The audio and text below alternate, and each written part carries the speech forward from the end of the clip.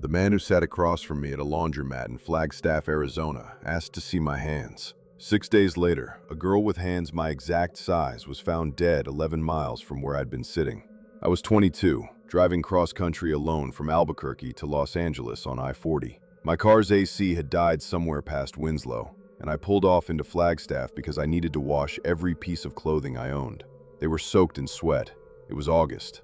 It was brutal. The laundromat was nearly empty. Just me, an older woman folding sheets, and this man. I'll call him Devlin. He was maybe mid-50s, clean-shaven, wearing pressed khakis and a tucked-in polo shirt. He looked like someone's accountant. He looked like nobody. He sat 2 chairs down from me and said, "Long trip?" I told him, yeah. He asked where I was coming from. I said Albuquerque. He asked where I was going. I said LA. He nodded like I'd confirmed something he already knew. Then he asked the question that I still hear in my sleep. "Can I see your hands?" He said he was a palm reader. He said he'd studied it for years and could tell someone's entire personality from their hand shape. I thought it was weird, but honestly kind of fun. I was bored. My clothes had 40 minutes left in the dryer. I held out my hands. He didn't look at my palms. He measured them. He actually pulled out a small fabric tape measure, the kind a tailor uses, and wrapped it around my wrist, then across my knuckles, then measured each finger individually. He wrote the numbers down in a small black notebook. I saw other measurements already written on that page, rows of them.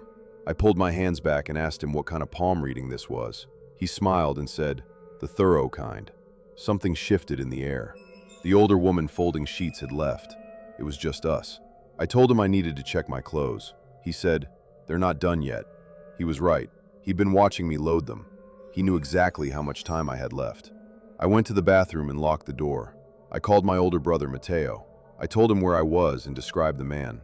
Mateo told me to stay on the phone, get my clothes whether they were dry or not, and leave immediately. I did exactly that. When I came out, Devlin was gone. His chair was empty. The notebook was gone. But sitting on my chair, folded neatly, was a piece of paper with my exact hand measurements written on it, like a receipt, like a souvenir he'd left for me. I drove straight to Los Angeles without stopping. 6 days later, Mateo called me at 7 in the morning. His voice sounded wrong. He told me to look up a news story out of Flagstaff. A 20-year-old woman had been found in a drainage ditch off I-40, 11 miles east of that laundromat. She had been strangled. The article said police were investigating potential links to 2 other unsolved murders along the I-40 corridor, one near Amarillo, one near Gallup. All 3 women were in their early 20s. All 3 were traveling alone. And here's the part that made me drop my phone. All 3 women had their hands posed, fingers spread open, palms facing up, arranged carefully, almost respectfully, as if someone had taken great care with them, as if someone had studied them. I called the Flagstaff police that same day. I told them everything. The laundromat, the tape measure, the notebook, the measurements left on my chair. The officer asked if I could describe the man. I gave every detail I could remember. He thanked me and said they'd follow up. They never did. No detective ever called me. No one asked me to come in. Nothing. I still have that piece of paper. I kept it. I don't know why. Maybe because some part of me knew that if I threw it away, I'd start to convince myself it never happened. And I need to remember that it happened. Because sometimes surviving something isn't about fighting or running. Sometimes it's about a brother who picked up the phone. I think about who answered when those other 3 women called. I think about whether anyone picked up at all. A quiet street, a house you've driven past 100 times, and tonight it's surrounded by police cars. That's the scene I'm about to walk you through. Because what the police found inside that house wasn't just a crime scene. It was the ending to a story that started years earlier with a girl, her first boyfriend, and a man who saved his life, only to lose it to him. Stick with me, because the most disturbing part of this story isn't the murder. It's what the killer did in the days after it, while everyone around him had no idea.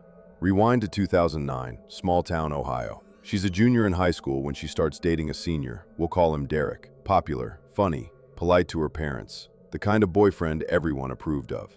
Derek didn't live with his biological family. He lived with a man named Robin, his legal guardian, though Derek just called him Dad. Robin wasn't blood. He was a counselor who worked with at-risk teens, and he'd taken Derek in years earlier when Derek came out of the foster system. Just the 2 of them and their dog in a house full of second chances.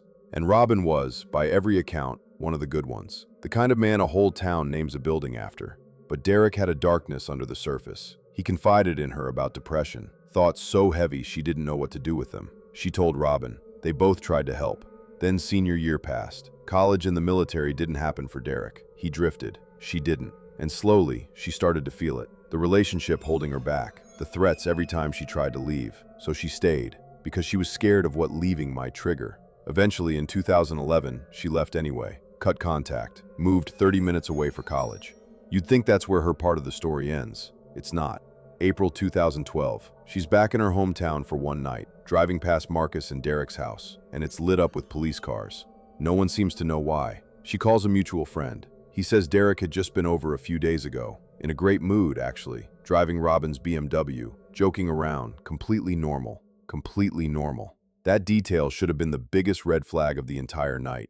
It wasn't, not yet. By morning, the full story surfaces. Robin was dead. Derek was the one who killed him, and Derek had been missing for days.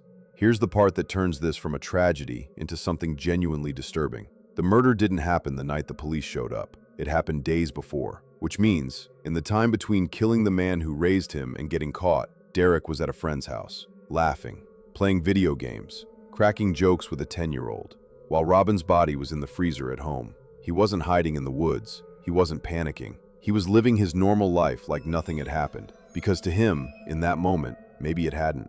The BMW gave him away, spotted at a rundown motel just miles from his own house, and just as close to the apartment where she was staying that same night. He was arrested, tried to plead insanity. It didn't hold up. He was found competent, pleaded guilty, and was sentenced to 30 years to life. No real motive was ever given. No explanation that made sense of it. Just a list of small, easy-to-dismiss red flags that, looking back, she says were always there. Controlling behavior, manipulation, flashes of anger, the kind of thing you excuse in the moment and can't stop replaying afterward. Robin spent his life trying to save kids just like Derek. He gave him a home, a name to call dad, a future, and in the end, that same young man folded his body into a freezer and went back outside to smile at his friends. So here's the question this story leaves behind, the one that should sit with you tonight. If someone that close to you started showing those same small signs, would you catch it before it was too late? Or would you only see it, like she did, after the police cars were already there? At 2:03 a.m., my mother whispered, "Don't look at him." Of course I did, and I wish I hadn't. It was supposed to be a normal summer trip, August of 2004.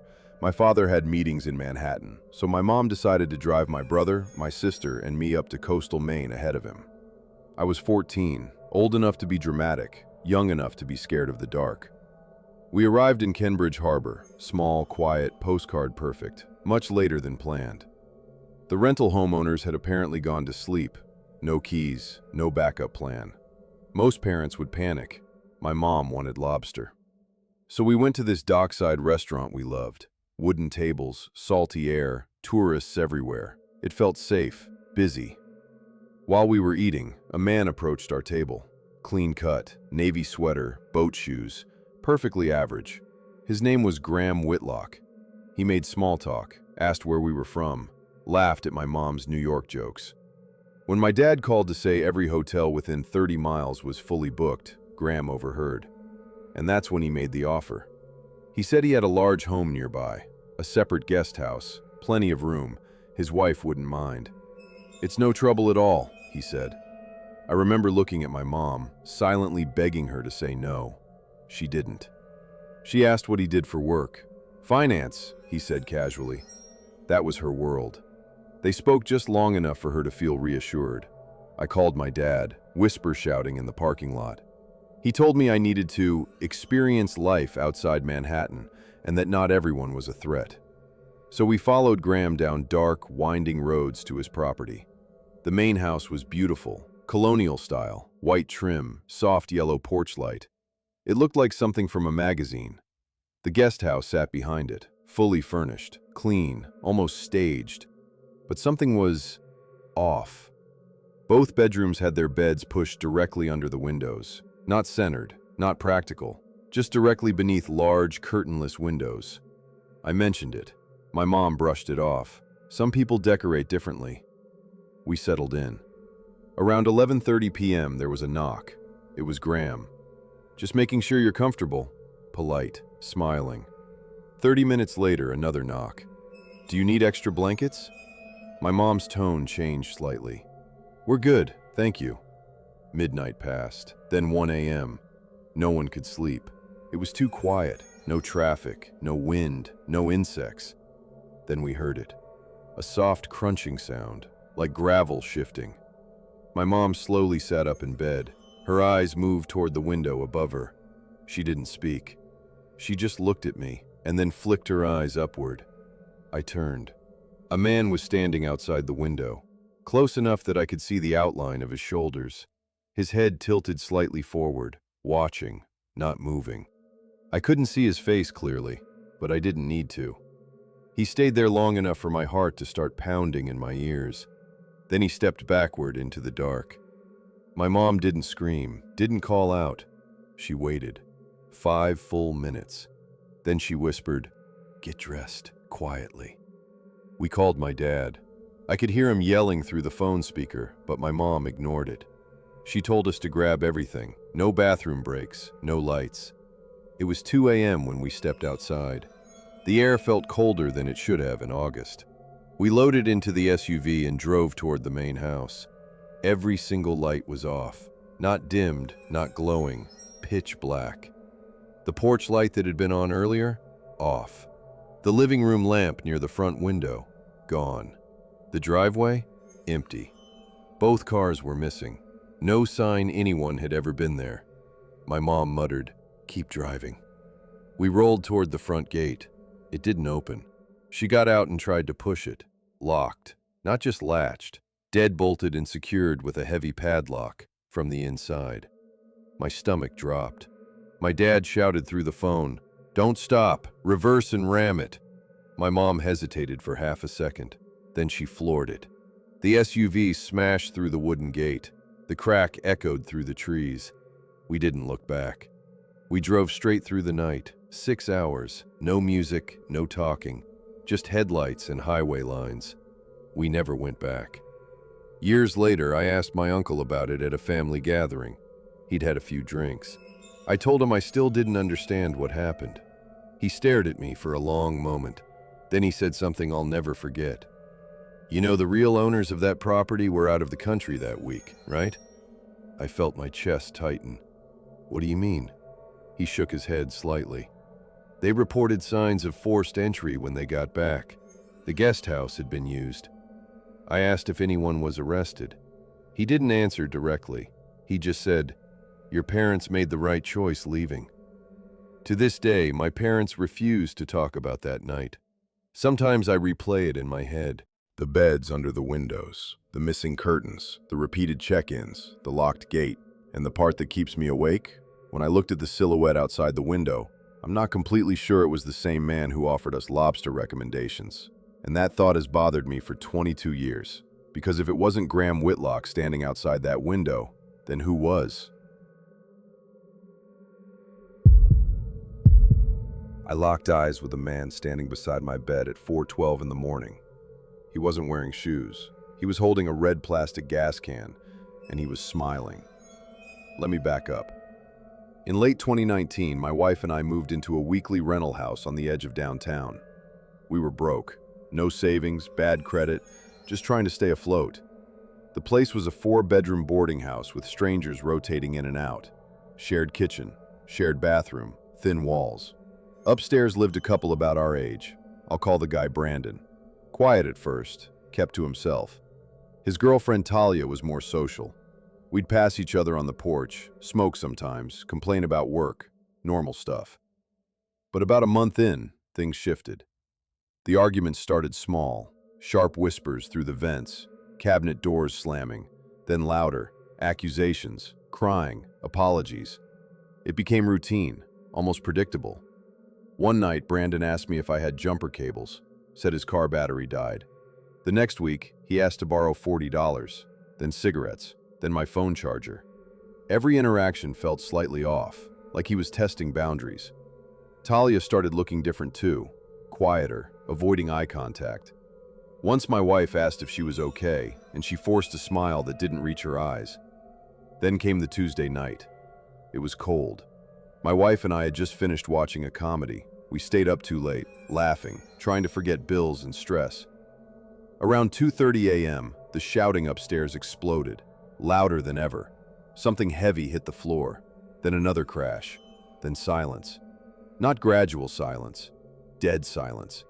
You know that kind that makes your ears ring? We looked at each other but didn't move. We'd learned not to get involved. Eventually, exhaustion won.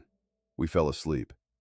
I woke up to my wife gripping my arm, not shaking me hard, just frozen. I opened my eyes. There was someone standing next to my side of the bed. It took a second for my brain to focus. The dark silhouette, the smell of gasoline. Brandon. He was hunched over my nightstand, holding a red plastic gas can in one hand, my car keys in the other. We just stared at each other. He didn't look angry. He looked calm. Too calm. "Hey," he said softly. "I need to borrow your car. Just 5 minutes." My mouth was dry. "Why are you in our room?" He tilted his head slightly. "Didn't want to wake you." My wife sat up fast. "Get out, right now." For a second, I thought he might argue.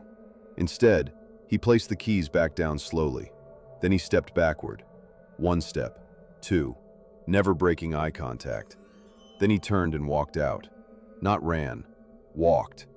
We heard the front door open, then close. We didn't speak for maybe 10 seconds. Then we both moved at once. I locked our door, grabbed my phone, called 911. While we were on the phone, the other upstairs tenant, an older guy named Daniel, started pounding down the stairs. "Something's wrong," he said. "I haven't heard Talia in over an hour." Police arrived within minutes. They went upstairs first. We waited outside in the cold. I'll never forget the sound that came from one of the officers when he stepped back out. It wasn't shouting. It was stunned. Brandon had beaten Talia to death with a metal pipe. The gas can wasn't random. Investigators later told us he had poured gasoline along the bedroom floor and into the hallway. They believed he was trying to find the gas line in the house. The floorboards upstairs had been ripped open. He planned to burn the entire building down, with us inside. The only reason it didn't happen? He couldn't find enough fuel, and he thought my car would solve that. They caught him less than an hour later walking down the road, still carrying the empty can. Here's the part that still keeps me awake. The police said Talia likely died around 3 a.m. He came into our room at 4:12. That means he sat upstairs, alone with what he'd done, for over an hour. Thinking, planning, deciding. Sometimes I replay that moment in my head. The way he smiled. Not panicked, not desperate, just calm. Like he had already accepted whatever was going to happen next. We moved out 2 days later. I still check my bedroom door every night before sleeping. Because what haunts me most isn't that I saw a murderer. It's that for a full 10 seconds, I didn't feel afraid. And I can't stop wondering, if my wife hadn't woken up when she did, would he have just taken the keys? Or would he have needed to make sure we couldn't identify him first? I didn't know I was looking into the eyes of a killer. If I had blinked, if I had looked down at my phone, if I had pulled out onto the road 2 seconds earlier, I would have forgotten him completely. But I didn't, and that's what still bothers me. I grew up in a small town tucked between thick woods and winding rivers, the kind of place where everyone waves, even if they don't know you. Crime wasn't something that happened there. It was something we watched on TV. One afternoon, late summer, I stopped at Miller's Market, a tiny mom-and-pop gas station that also sold bait, milk, and cheap coffee. I grabbed a drink, paid in cash, and headed back to my car. As I pulled toward the exit, I had to stop. A white cargo van was slowly turning into the lot. It was older, no company logo, no bumper stickers, just plain white. The driver was an older man, gray hair, glasses, thin face. From a distance, I thought it was my friend's uncle, Dennis. Same build, same kind of van.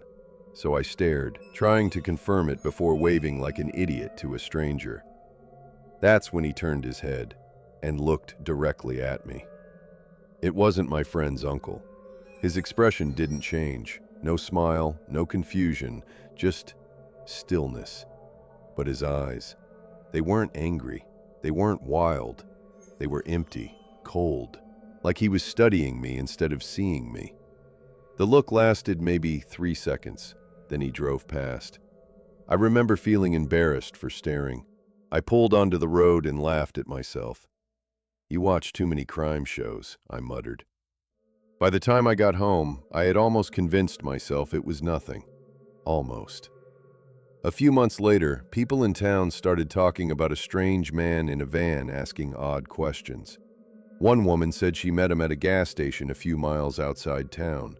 He told her his name was Calvin Braddock and that he was looking for a free campsite, somewhere isolated, somewhere you didn't have to register.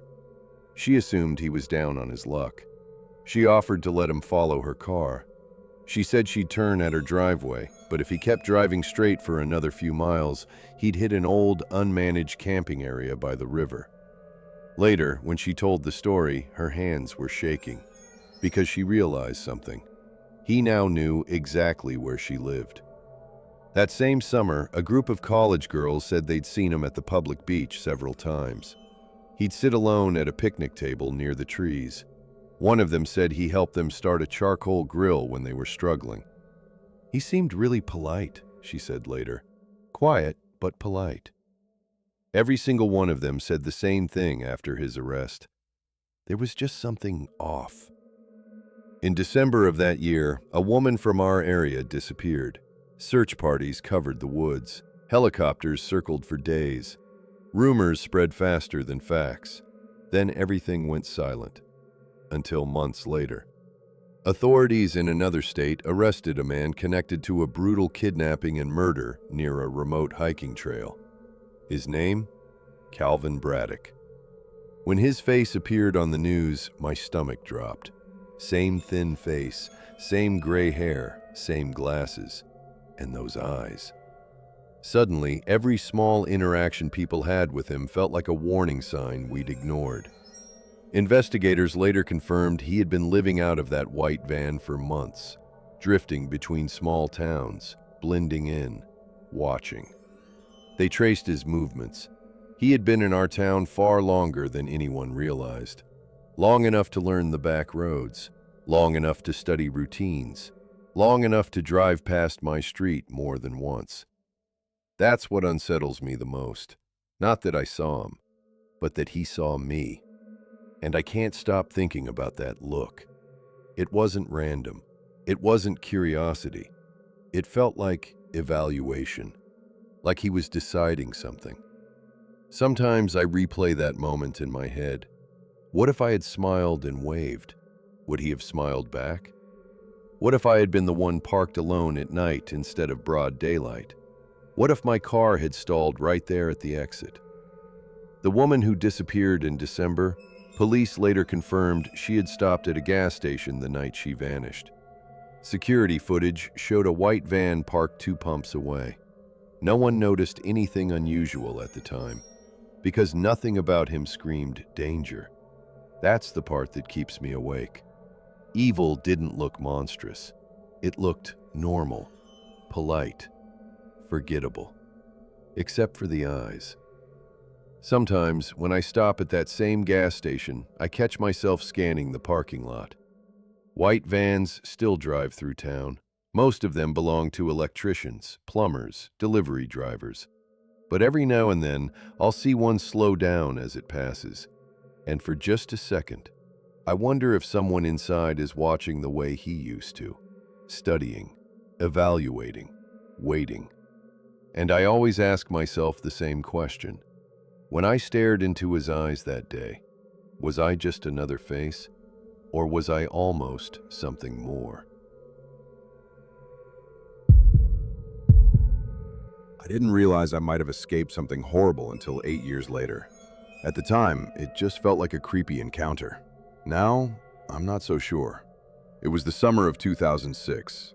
I was 20 years old and had just gotten my driver's license that January. Driving felt like freedom. For the first time in my life, I didn't have to ask anyone for a ride. That weekend, I was headed from Connecticut down to southern Pennsylvania to visit my friend. Her parents were out of town, and we had big plans. Cheap wine, her backyard hot tub, and watching Planet Earth like we were philosophers or something. I remember it being a perfect driving day. Windows down, music loud, sun hitting the highway just right. Right after crossing into Pennsylvania on I-78, I stopped at a rest area for gas and snacks. It was one of those large stations with a mini-mart and wide-open visibility. Across from the pumps was the on-ramp back to the highway. Next to it, running parallel, was a dirt service road. That detail matters. As I got out of my car, I noticed a black pickup parked a few spaces away. The driver stepped out at the same time I did.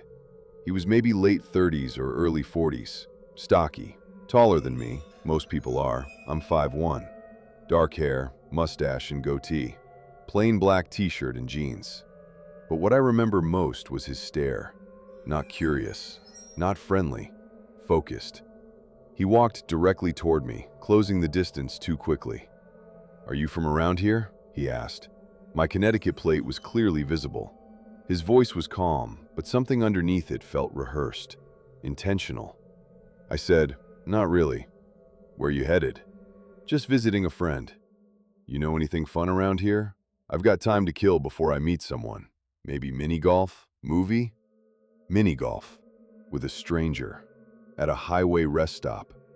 I didn't answer most of his questions. I just said, "I don't really know the area," and kept walking toward the store. Then, loud enough to make a family turn around, "You're gorgeous!" It wasn't a compliment. It was a claim. The tone made my spine tighten. I felt exposed, like prey that had been noticed.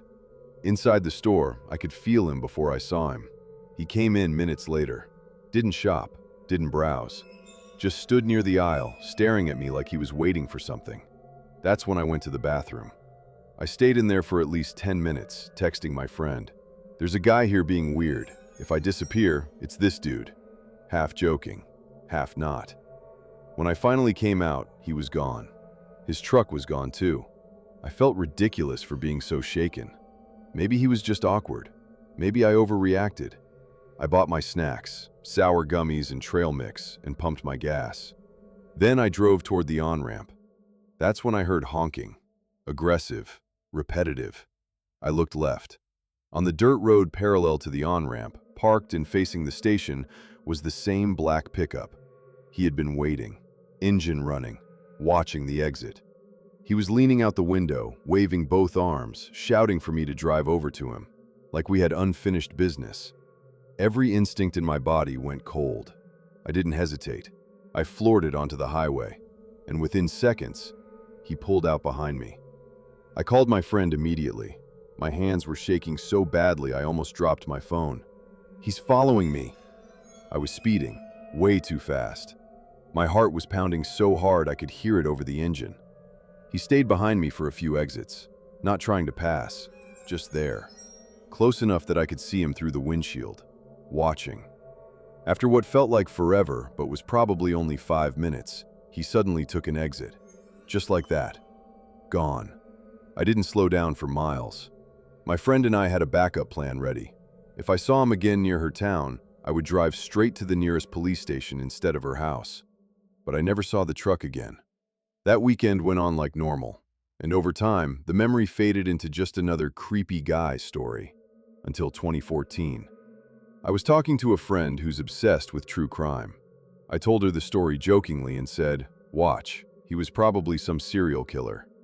She Googled active killers in Pennsylvania around 2006. The first result was a man named Victor Halden. When she showed me his picture, my stomach dropped. Same build, same hair, same mustache and goatee, same intense eyes. He had been arrested the year after my encounter, convicted of targeting women near highways, approaching them alone, gaining trust, following them. I can't prove it was him. Memory isn't perfect. Faces blur over time. But sometimes I wonder, if I had driven over to that dirt road, if I had laughed at his joke, if I had tried to be polite, would I have even made it to my friend's house? Or would I have just become another missing person report from a Pennsylvania highway? I still think about that rest stop sometimes. And what scares me most isn't that he followed me. It's that he waited. Like he knew I'd have to come back to the highway eventually. And sometimes I wonder, how many other girls didn't drive away fast enough?